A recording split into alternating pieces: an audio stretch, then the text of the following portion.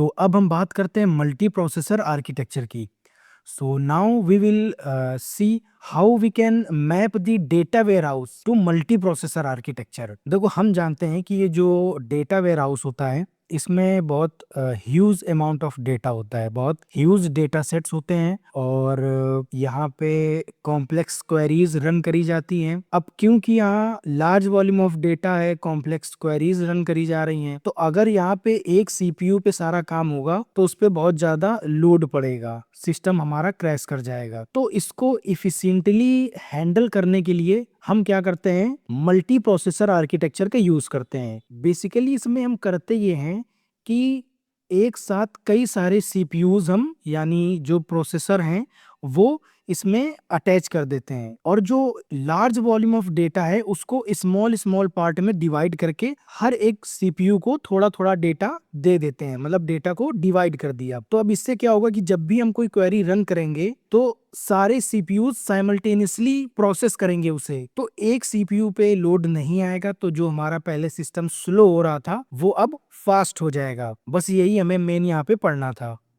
तो यहाँ पर देखो वही सब लिखा हुआ है कि multiprocessor architecture is used in data warehouse to handle very large volume of data and complex queries efficiently. Since data warehouse process huge data sets and analytical queries, a single processor यानी CPU system may become slow. Therefore, multiple processor CPUs are used to share workload and improve performance. ठीक है, meaning में भी मैंने वही बात लिखी है, बस उसको दूसरे तरीके से लिख दिया है कि हम मैपिंग क्यों करते हैं उसका रीजन बताया है, जो कि वही बात दोबारा लिख दी है बस दूसरे तरीके से। इसके बाद अगर हम ऐसा करते हैं, मतलब अगर हम मैप करते हैं अपने डेटा वेयर हाउस को मल्टी प्रोसेसर आर्किटेक्चर से, तो क्या होगा, ये हमारे सिस्टम को अलाउ करेगा, यानी कि हमारे सिस्टम को क्या एडवांटेज मिलेगा वो हम यहाँ पे देखते हैं। तो ये 3 मैंने एडवांटेज लिख दिए हैं, जैसे कि जो हमारा सिस्टम है वो लार्ज क्वेरीज को काफी फास्टर प्रोसेस करेगा,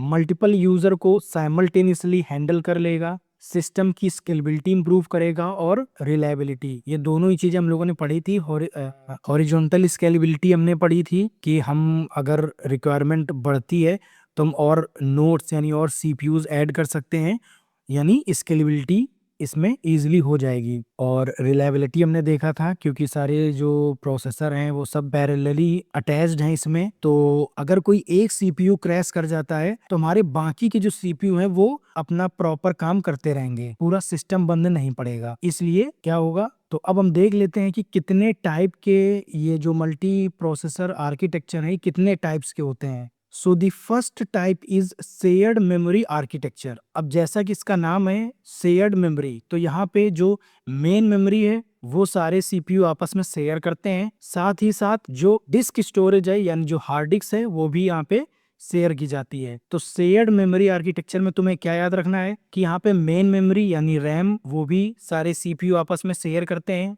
सारे प्रोसेसर, और जो डिस्क स्टोरेज है यानी जो हार्ड डिस्क है वो भी सारे प्रोसेसर आपस में शेयर करते हैं। जबकि ऑन द अदर हैंड अगर हम बात करें टाइप 2 की यानी शेयर्ड डिस्क आर्किटेक्चर की, तो यहाँ पर केवल डिस्क ही शेयर करते हैं, जबकि जो मेन मेमोरी होती है वो सबकी सेपरेट होती है। Each processor has its own memory, सबकी अपनी अपनी रैम है, लेकिन जो डिस्क स्टोरेज है जो हार्ड डिस्क है वो अभी भी कॉमन है सारे प्रोसेसर के बीच में। Now if you talk about shared nothing architecture, तो ये जो टाइप है यहाँ पे नाम से ही समझ आ रहा है शेयर्ड नथिंग, तो यहाँ पर हर एक प्रोसेसर की अपनी सेपरेट मेन मेमोरी है और सेपरेट हार्ड डिस्क है। Each processor has its own memory and own disk. यहाँ पर एक और जो इम्पोर्टेंट चीज जो तुम्हें समझनी है वो ये कि यहाँ पर जो सीपीयूज हैं, अब यहाँ पर एक और इम्पोर्टेंट चीज है जो तुम्हें समझना चाहिए, वो ये है, ये जो टॉपिक हम पढ़ रहे हैं multi processor architecture,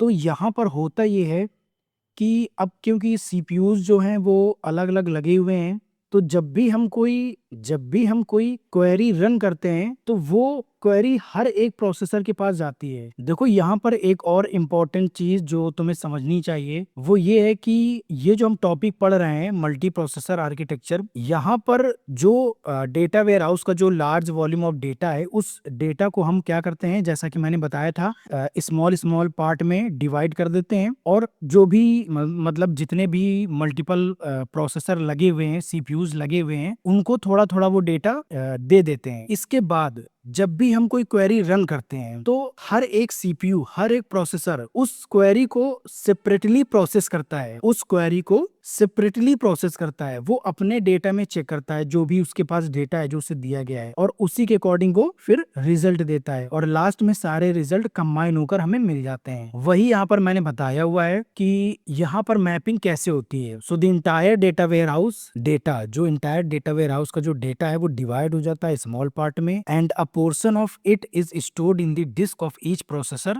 when a query arrive, each processor check only its own portion of data and then the final result is combined. वही मैंने बताया। तो हमने ये तीनों टाइप देख लिए।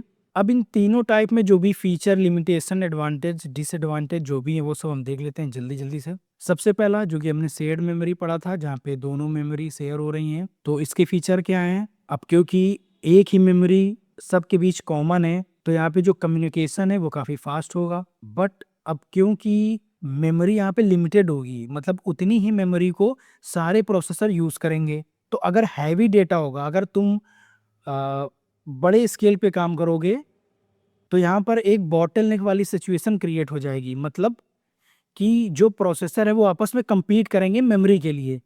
इसलिए यहाँ पे लिखा हुआ है कि ये जो तुम्हारा टाइप है, ये जो आर्किटेक्चर इज सुटेबल है किसके लिए, सिर्फ small to medium data warehouses के लिए। लिमिटेशन वही जो मैंने अभी बताया कि जब अमाउंट ऑफ डेटा जब बढ़ जाएगा, जब बड़े स्केल पे काम करोगे तो जो प्रोसेसर है वो आपस में compete करेंगे to access the same RAM and because of this traffic jam occur, यानी बॉटलनेक सिचुएशन क्रिएट हो जाएगी।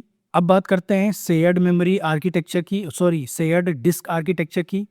यहाँ पर सबकी अपनी रैम थी बट डिस्क स्टोरेज अभी भी शेयर्ड है। अब क्योंकि रैम सेपरेट है तो जो रैम का ट्रैफिक है वो हट जाएगा, ये इसका एडवांटेज हो जाएगा। और क्योंकि ये यहाँ पर कॉमन है तो यही इसका डिसएडवांटेज बन जाएगा। Now a traffic jam can occur at the disk level if everyone request data at the same time. बात करें शेयर्ड नथिंग, जहाँ पर कुछ भी शेयर्ड नहीं है, तो अब क्योंकि जैसा कि मैंने बताया था यहाँ पे कैसे वर्किंग होती है, कैसे मैपिंग होती है, तो वही इसके फीचर में लिखा हुआ है कि जो डेटा है वो डिवाइड कर दिया जाता है across multiple processor and each processor handle करता है अ पोर्शन ऑफ डेटा बेस। ये इसके फीचर में लिख देना। Advantage, very high scalability and faster query processing.